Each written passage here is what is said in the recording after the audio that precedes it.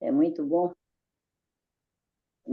estar aqui, vendo todo mundo aí do outro lado, e pedir a misericórdia de Deus nesse momento, que Ele possa falar através de mim, e que essa mensagem possa tocar o coração de cada um de vocês.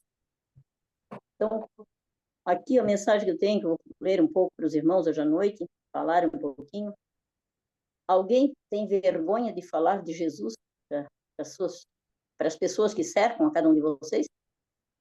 Alguém já teve vergonha, pelo menos, de falar de alguma coisa?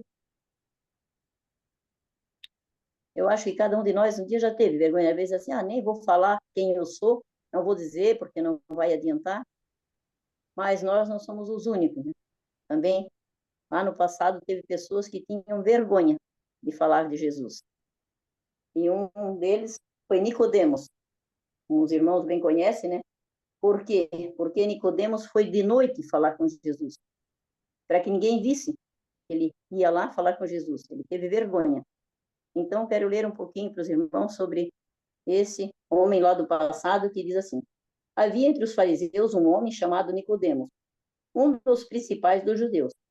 Este de noite foi ter com Jesus. Ele disse: Rabi, sabemos que és mestre, vindo da parte de Deus. Por que ninguém pode fazer esses sinais que você faz, se Deus não estiver com você?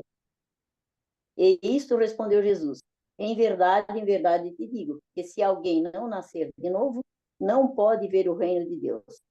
Então, ele achou que ele tinha já tudo porque foi conhecer Jesus, né? Mas o que Jesus, ele tinha que nascer de novo.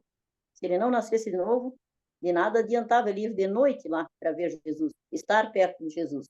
Ele tinha que ir lá para falar com Jesus, mas mudar a sua vida, não ter vergonha de Jesus. Perguntou-lhe Nicodemos: como pode um homem nascer sendo velho? Pode, porventura, voltar ao ventre materno e nascer segunda vez? Respondeu-lhe Jesus: em verdade te digo, quem não nascer da água e do Espírito não pode ver o reino de Deus. O que é nascido da carne é carne, e o que é nascido do Espírito é do Espírito. Não te admires de eu te dizer, importa-vos nascer de novo? Então, o que Jesus está dizendo aqui para nós? Que cada um de nós tem que nascer de novo. Nascer de novo significa uma nova vida. Mira fazer a vontade de Deus, melhor do que a gente fazia a todo momento, fazer sempre o melhor. É nascer de novo a cada dia para Jesus, né? Tem uma pequena meditação que nos diz, é uma história assim muito linda que eu vi, né? E aqui também no Evangelho sempre nos fala para nós não termos vergonha de Jesus, né? Na meditação que eu vou ler, fala, contando bem essa história. E diz assim: Nicodemos ocupava uma alta posição de confiança na nação judaica.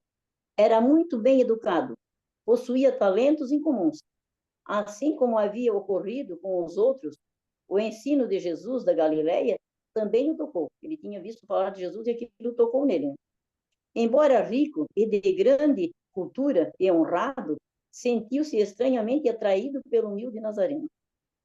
As lições tão novas e estranhas que brotavam dos lábios desse mestre o impressionara muito. Por isso resolveu procurar Jesus, a fim de que pudesse aprender mais dessas maravilhosas verdades. Foi aí que ele foi de noite, então, falar com Jesus. Ele viu falar de Jesus e queria saber mais. E foi de noite lá falar com Jesus. Nicodemos tentou conversar com Jesus à noite, dizendo: Rabi, sabemos que o Senhor é mestre vindo da parte de Deus, porque ninguém pode fazer os sinais que o Senhor faz, se Deus não estiver com você. Naquilo que dizia respeito a essa declaração, era tudo verdade. Mas o que Jesus disse? Respondeu: em verdade te digo, se alguém não nascer de novo, não pode ver o reino de Deus. Não importava ele ir lá ter aquela comunhão com Jesus aquela noite, ele tinha que nascer de novo. Quem tinha que mudar era ele, para poder alcançar melhor a Jesus. O que Jesus realmente disse a Nicodemos foi um debate que ajudará você também. Não são os argumentos que esclarecerão a alma. O que você precisa é de um novo coração. Ou, caso contrário, não poderá discernir entre o reino do céu e a terra. Então, Jesus disse para nós também, né? Nós temos que nascer de novo. Não importa se nós conhecemos Jesus como nós temos conhecendo na palavra dele. Temos que nascer de novo. O que é nascer de novo? É mudar a nossa vida para sermos melhor, para fazermos melhor a vontade de Deus. Em sua palavra, Nicodemos, Cristo explicou a natureza e a importância da verdadeira conversão. Ele declara solenemente: a menos que um homem nasça de novo, a menos que receba um novo coração, novo desejo, propósito, motivos que levam a uma nova vida, ele não pode herdar o reino de Deus. Ele não deve mais permanecer debaixo do poder do pecado. Tem que ser mudado. O que ele fazia não pode fazer mais. Mudar a sua vida para não pecar mais. Não deve mais ser um súdito voluntário do inimigo de Cristo. Pelo contrário, deve se tornar um herdeiro de Deus pela fé no Filho de Deus por adoção. Então, ele tem que ser transformado, ser mudado para ser um filho de Deus, um conhecedor de Jesus. Não importa a hora que nós vamos a Jesus, se é de noite, se é de dia, como Nicodemos fez, ele tinha vergonha, foi à noite. Nós não temos que ter vergonha de Jesus, ele morreu por nós. É ele que nos leva para a nossa salvação. Em 2 Timóteo, vou ler aqui um versinho para os irmãos também. 2 Timóteo, capítulo 1, de 6 a 8, nos diz assim: por esta razão, pois admoesto que reaviveis o dom de Deus que há em ti, pela imposição das minhas mãos. Porque Deus não nos tem dado espírito de covardia, mas do poder, de amor e de moderação. Não tem vergonha, portanto, do testemunho de nosso Senhor, nem do seu encarcerado que sou eu. Ele disse ali que nós não deveríamos se envergonhar do testemunho de Jesus, nem do encarcerado que era ele, né? Para ter vergonha de Jesus. Principais como comigo, a menos que participais comigo do sofrimento e do favor do Evangelho, segundo o poder de Deus. Verso 12. E por isso estou sofrendo estas coisas. Todavia não me envergonho, porque sei em quem tenho crido, e estou bem certo de que ele é poderoso para nos dar o seu depósito até aquele dia. Que maravilha, dizer assim, não me envergonho do Evangelho, e que cada um de nós não se envergonhe, né, desse Evangelho, de falar desse Jesus tão amoroso que veio morrer por nós. Né? E ainda tem mais uma meditação que eu gostaria de ler para os irmãos. Não foi só Nicodemos também que teve vergonha de Jesus, mas teve um outro que estava um pouco constrangido para conhecer Jesus, mas ele foi ter com Jesus também. E tem, quero ver aqui no Evangelho de Lucas,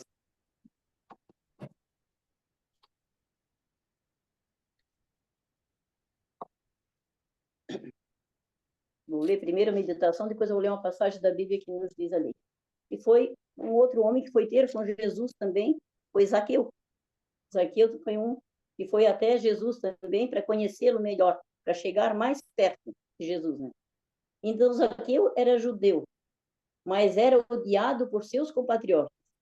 Ele conquistou posição e riqueza com o lucro de um trabalho que eles odiavam e que consideravam sinônimo de injustiça e extorsão. Ele era rico, mas tinha conseguido através de extorsão. No entanto, o rico funcionário da coletoria da alfândega não era um homem totalmente endurecido que aparentava ser. Antes mesmo de Zaqueu ter contemplado a face de Cristo, já estava manifestando a atitude de alguém que passava por um processo de verdadeiro arrependimento.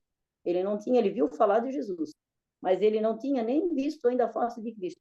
Mas ele já tinha se arrependido, já estava começando a se arrepender das coisas erradas que ele fazia, do que ele estava sonegando aonde ele trabalhava.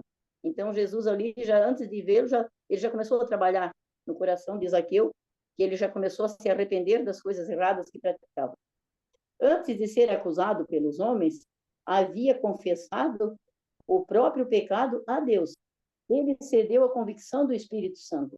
Começou a cumprir o ensino da palavra escrita para o antigo Israel, bem como para nós mesmos. Os que alegaram ser seguidores de Cristo, mas agem injustamente, estão apresentando uma falsa repreensão do caráter de Deus, santo, justo e misericordioso. Toda alma convertida, como Zaqueu, comprovará a entrada de Cristo em seu coração, pelo abandono das práticas injustas. Então, se a gente tem alguma prática injusta, alguma coisa, algum suborno, algum pecado encoberto, que a gente comece agora a mudar, assim como Zaqueu mudou antes de conhecer Jesus, ele começou a mudar a sua vida, né? E comprovará a entrada de Cristo em seu coração, pelo abandono das práticas injustas que marcaram sua vida. Assim como o chefe dos publicanos dará prova de sua sinceridade, devolvendo o produto de extorsão e de fraude. Ele se comprometeu a devolver tudo que ele tinha roubado, porque agora ele era um súdito de Jesus. É quando se recebe Cristo como Salvador pessoal que a salvação vem à alma. Zaqueu não havia recebido Jesus simplesmente como um hóspede de passagem em sua casa, mas como alguém que habitaria para sempre no templo de sua alma. Os escribas e fariseus acusaram o cobrador de impostos de ser um pecador e murmuraram contra Cristo, de ele ter aceitado o convite, mas o Senhor o reconheceu Zaqueu como um dos filhos de Abraão, pois os que são da fé, esses são filhos de Abraão. Então, eles murmuraram, fizeram falar contra Zaqueu, mas Jesus já sabia que quando há arrependimento, a pessoa vem a ser um filho de Abraão, vem a ser um súdito de Deus, um salvo por Deus, né? Ainda continuando aqui,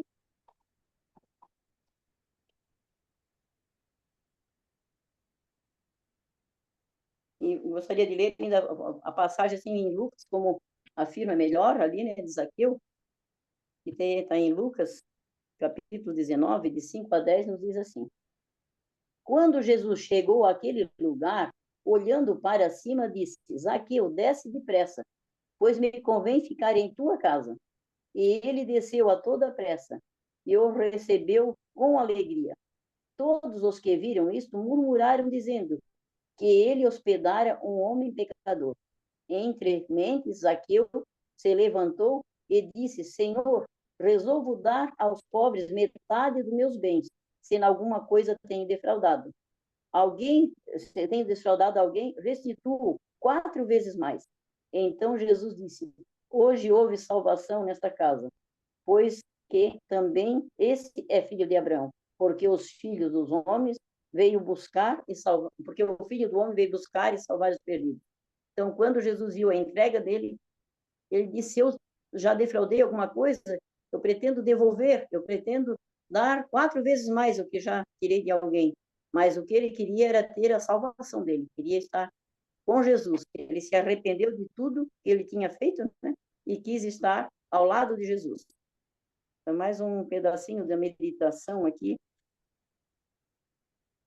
Na página, quero ver aqui onde eu botei meditação.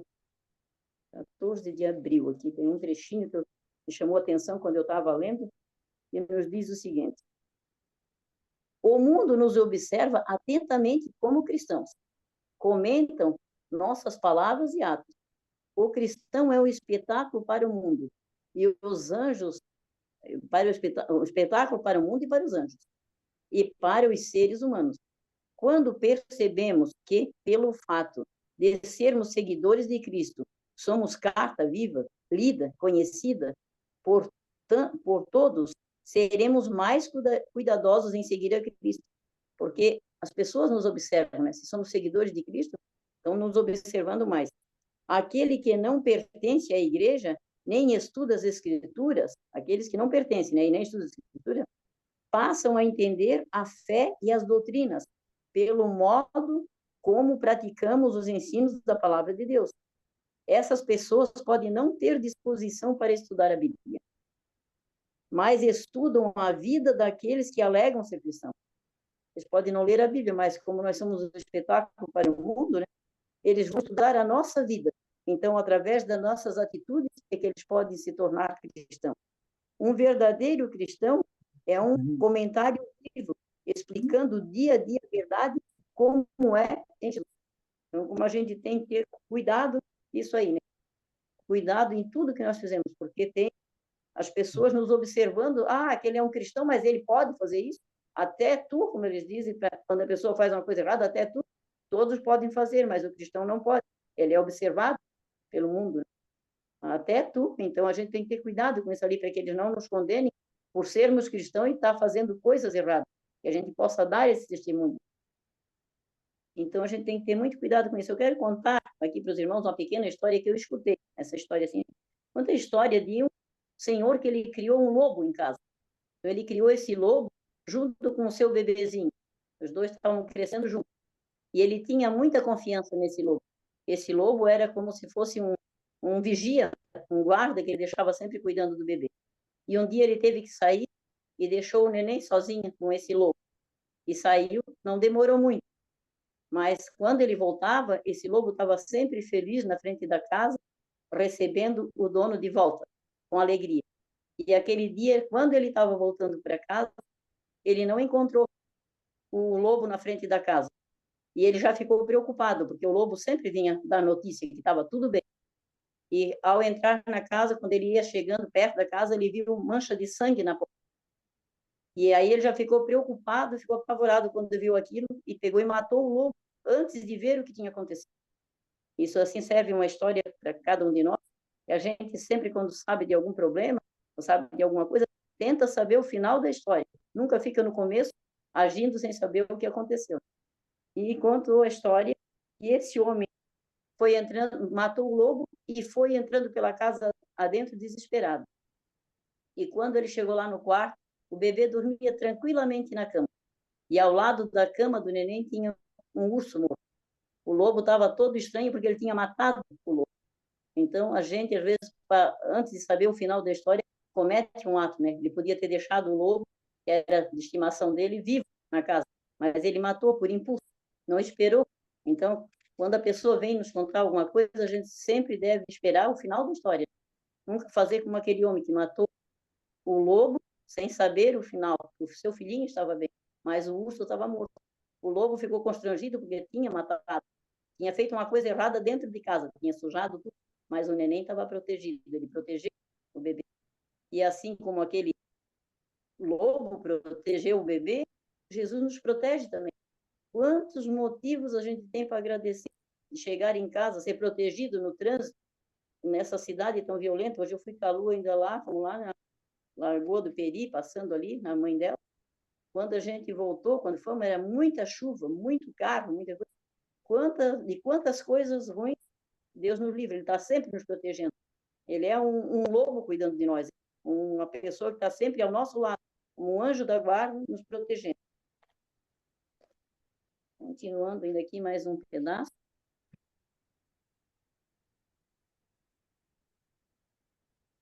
Então, na história mesmo diz que a gente nunca deve fazer nada por impulso. Primeiro, ouve em tudo que a gente vai saber das pessoas e tudo é ouvir primeiro. Ainda temos aqui em 1 Pedro, a passagem que eu gostaria de ler para os irmãos também, 1 Pedro.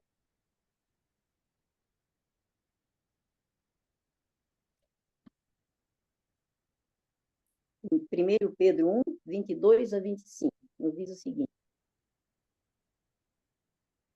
tendo purificado a vossa alma pela vossa obediência à verdade, tendo em vista o amor fraternal não fingido, amai-vos de coração uns aos outros ardentemente, pois foste regenerado não de semente corruptível, mas de incorruptível, mediante a palavra de Deus, pela qual vive e permanece. Vive e é permanente. Pois toda a carne é como a erva, e toda a sua glória como a flor da erva. Seca-se a erva, cai a sua flor. A palavra do Senhor, porém, permanece eternamente. Ora, esta é a palavra que foi dita no Evangelho. Ela permanece eternamente. Então, tudo que nós aprendemos da palavra de Deus, ela é eterna, é permanente, não, nunca acaba. Então, nós nunca devemos esquecer disso, né? Porque toda a palavra é eterna e permanente. Aqui nesse livro, A Grande Controvérsia, ainda tem mais um versinho que eu gostaria de ler para os irmãos. E também tem em 1 Timóteo aqui, diz assim, que a gente deve também ter muito cuidado com as nossas companhias. As más companhias corrompem os bons costumes. Que a gente nunca esqueça disso. Que às vezes, não, mas eu não vou fazer o que ele faz, mas tem que ter cuidado. Porque às vezes a pessoa trabalha junto com pessoas que dizem muito palavrão, muita coisa errada, fazem muita coisa errada, e aquilo também corrompe os bons costumes. Às vezes a pessoa acaba dizendo uma palavra que nunca dizia, mas ali ela está escutando. Então temos que evitar certas companhias, para não ter esses maus costumes que muitas pessoas têm. E aqui eu quero ver nesse meditação.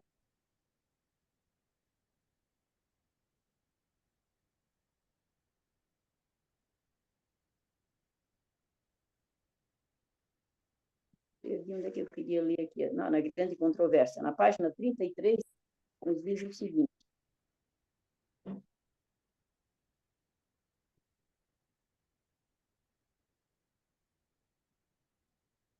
Eu estava lendo do lado errado. Não podemos saber quanto devemos a Cristo, pela paz e proteção que desfrutamos.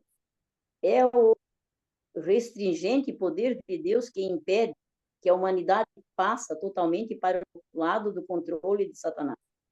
Os desobedientes e ingratos têm grande motivo para agradecer a misericórdia e longanimidade de Deus, que tem o cruel e perverso poder do inimigo.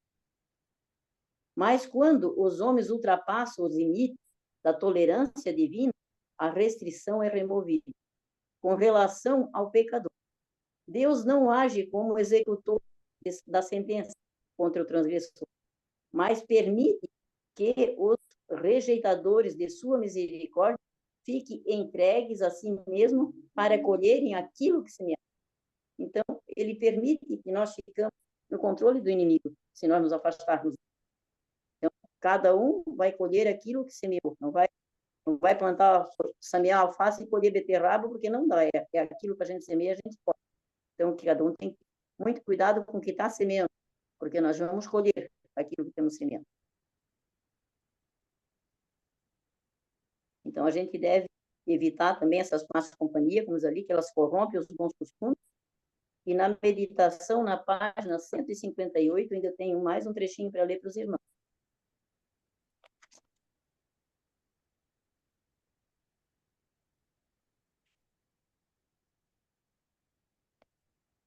Essa meditação eu achei muito importante, estava lendo e alguma coisa eu fui agregando esse meu sermão, tudo uma correção para nós também. Estamos à sombra de um grande e solene evento. As profecias estão se cumprindo. O último grande conflito será breve, mas terrível. Velhos debates se reavivarão e novas controvérsias surgirão. Temos uma grande obra a fazer. Nosso trabalho ministerial não deve parar. Devemos dar ao mundo a última advertência. A gente sabe tudo que está acontecendo, tantas catástrofes, tantas coisas. Esse mundo está, no final, está perto da volta de Jesus.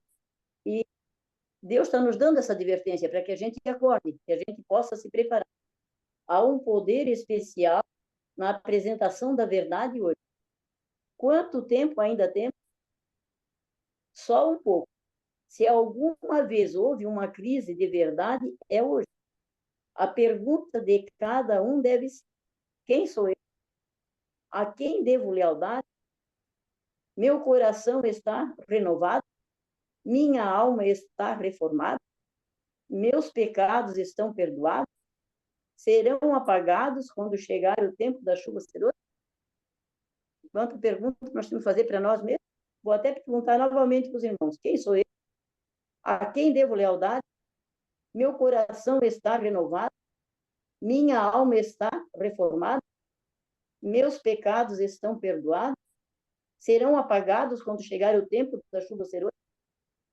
Que cada um possa meditar nisso ali, né? O que eu estou fazendo? Estou me preparando para esse dia, que a gente sabe que está chegando, que Jesus está voltando, e o que será de nós se nós não estivermos preparados? Vamos perder a nossa vida eterna. Como eu digo assim, às vezes, não adianta a gente lutar, vamos dizer, nadar e morrer na beira da praia. Nós temos que ir até o final. Então, que cada um possa olhar muito para a sua vida, se organizar, se avaliar a si mesmo. O que eu estou fazendo para a minha salvação, para a salvação da minha família, dos meus filhos, da minha vida? O que eu estou fazendo? Estou me preparando para quando esse dia chegar? Que cada um possa ter isso em mente. Isso era a mensagem que eu tinha para os irmãos hoje. Desculpe por alguma falta. Que Deus abençoe a todos vocês e que possam ter em mente que nós não podemos esconder Jesus de ninguém, como Nicodemos de noite, para não escondendo Jesus. Que Jesus seja o nosso alvo em tudo, na frente de todos aqui. Nós podemos testemunhar do amor dele para cada um, que seja cada dia, nossos atos, como vê ali, o mundo nos observa, as pessoas à nossa volta nos observam. Então, nós somos conhecedores da sua palavra. Não podemos esconder nada disso. Amém? Pai nosso que estás no céu, seja o seu nome, Senhor. Queremos te agradecer por mais essa oportunidade que nos deste e juntos aqui, reunidos através do celular, mesmo distante, podermos falar do teu amor por cada um de nós. Podermos, ó Pai, falar da tua santa palavra e que nenhum de nós venha, assim, ter vergonha de falar do teu grande amor, pois seu amado Filho morreu por nós e que nós possamos levar isso à frente toda a vida, sermos cristãos verdadeiros, não ter vergonha de falar o que aprendemos da sua mensagem. Obrigado ao Pai por tudo, queremos te pedir em favor dos que estão enfermos, da Débora, da irmã do Marcos, também da tia da Lu, que está lá no hospital, precisando da sua ajuda, que o Senhor esteja com cada um deles, com as minhas cunhadas também, que estão enfermas, a Dina e também a Edna, que Deus tenha misericórdia delas, que possam ser curadas desse câncer, que o teu Santo Espírito esteja com meus filhos, noras e netos, meu neto que vai viajar ainda essa noite, que o teu anjo da guarda possa ser a companhia de cada um deles, de cada um de nós que aqui está de joelhos, pedindo a sua proteção.